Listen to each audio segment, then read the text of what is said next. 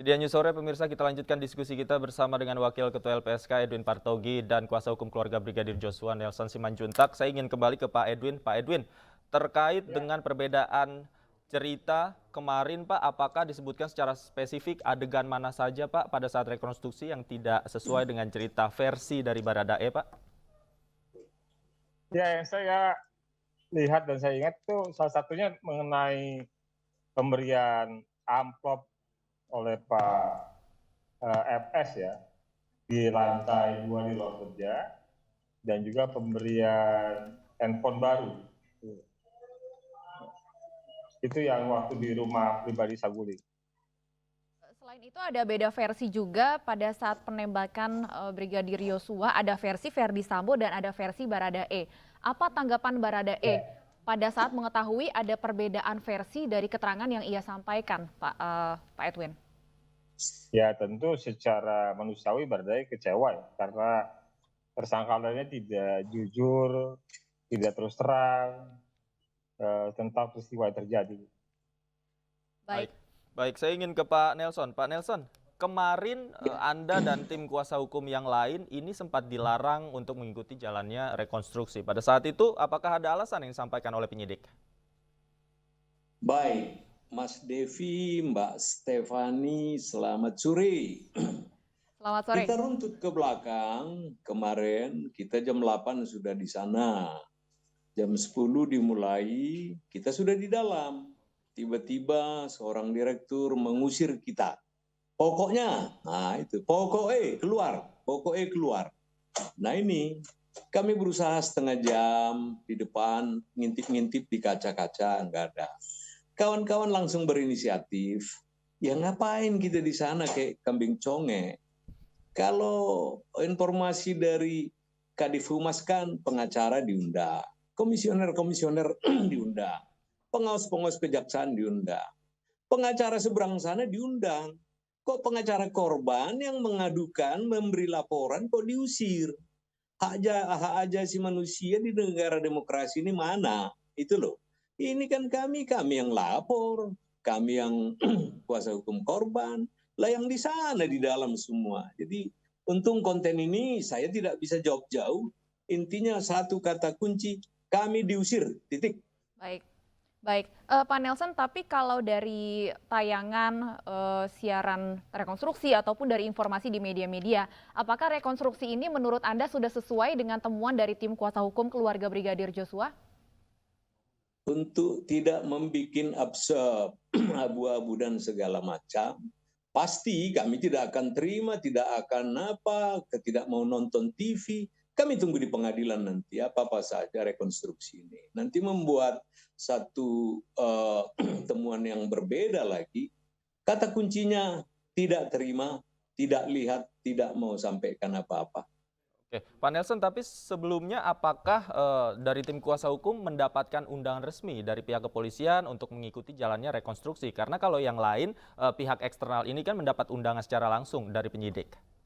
Luar biasa, kami nggak tahu padahal dari kuasa hukum ini informasi yang terkini di Republik ini. Kalau mau baca itu tulisan-tulisan video yang viral, Kadif Humas, Pak Dedi menuliskan, yang diundang adalah pengacara-pengacara dan lain-lain. Nah, pengacara kawan di dalam, pengacara korban di luar. Jadi ada satu kata kunci, diskriminasi, tidak adanya pemberitahuan, dan tentunya tidak adilnya negara ini. Oke, Pak Edwin, secara keseluruhan bagaimana LPSK menilai jalannya rekonstruksi kemarin yang berjalan selama 7,5 jam? Ya, terlepas dari yang disampaikan Pak Nelson ya, tapi proses rekonstruksinya memang berlangsung lancar dan juga mengakomodir perbedaan-perbedaan keterangan para tersangka.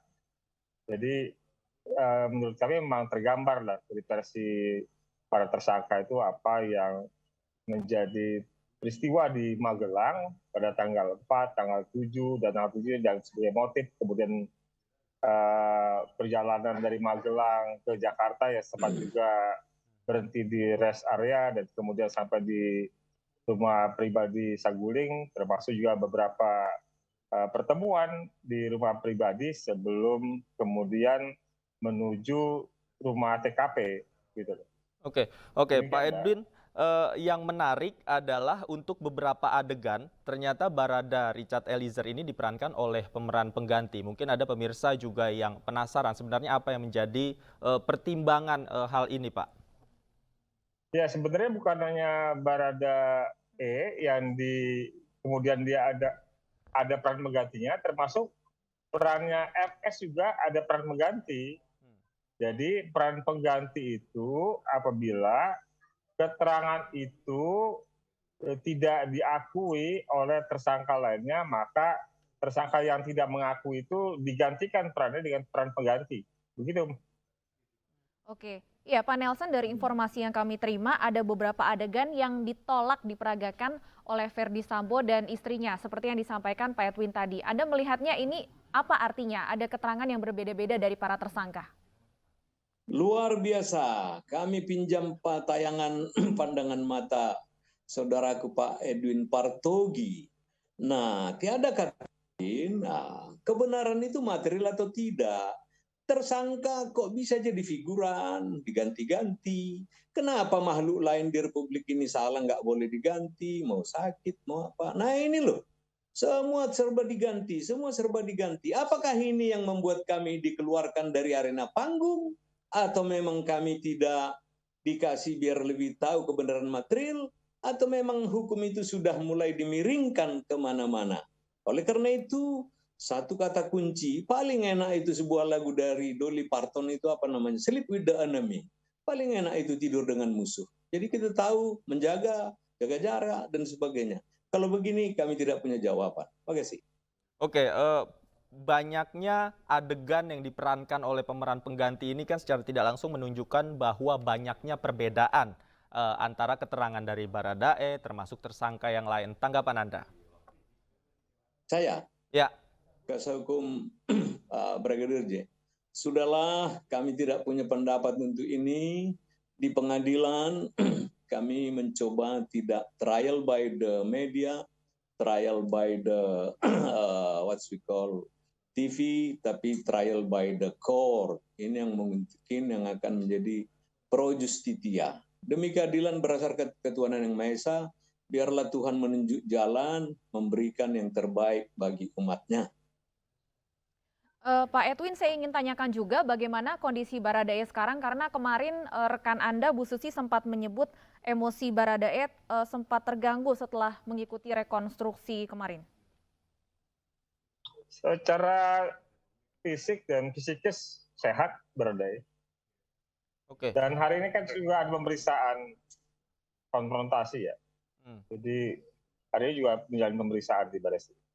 Artinya dalam pemeriksaan hari ini saya juga ingin sekaligus memperjelas apakah Baradae dihadapkan langsung dengan Putri Cendrawati, Pak Edwin? Saya belum dapat informasi detailnya, tapi biasanya untuk Baradae digunakan online. Oke, kalau untuk agenda terdekatnya Pak, apakah LPSK sudah mendapatkan agenda terdekat terkait dengan pemeriksaan lanjutan seperti apa nantinya Pak? Belum dapat informasinya.